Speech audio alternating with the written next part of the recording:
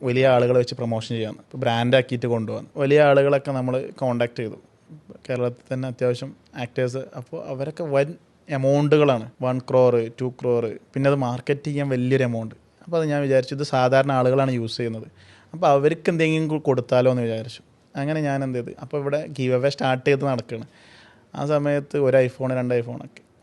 അപ്പോൾ ഞാൻ എന്ത് വിചാരിച്ചു, വലിയൊരു അനൗൺസായിട്ട് ആളുകൾക്ക് കൊടുക്കാൻ തീരുമാനിച്ചു. അങ്ങനെ ഞാൻ എല്ലാ ഇൻഫ്ലുവൻസേഴ്സിനും വിളിച്ചു. അപ്പോൾ അവരൊക്കെ തയ്യാറായി. അങ്ങനെ ഞാൻ 100 ഐഫോൺ എന്ത് ചെയ്തു, അനൗൺസ് ചെയ്ത്. ഏകദേശം 1 year കഴിഞ്ഞു. ഇപ്പോൾ നമ്മൾ ഏകദേശം 85 ഐഫോൺസ് കംപ്ലീറ്റ് ചെയ്തു. നമ്മൾ ഹാൻഡ് ഓവർ ചെയ്തൊക്കെ ഏകദേശം പോപ്പുലറായിട്ടുള്ള ആളുകളെ കൊണ്ട് തന്നെ ഹാൻഡ് ഓവർ ചെയ്യിച്ചു, ജെനുവിനിറ്റി ആളുകളെ.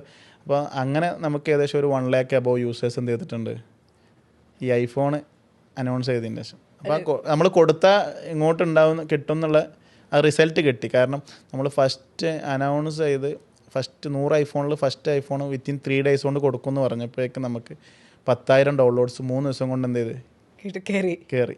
അപ്പോൾ അത് റിസൾട്ട് ഉണ്ട്.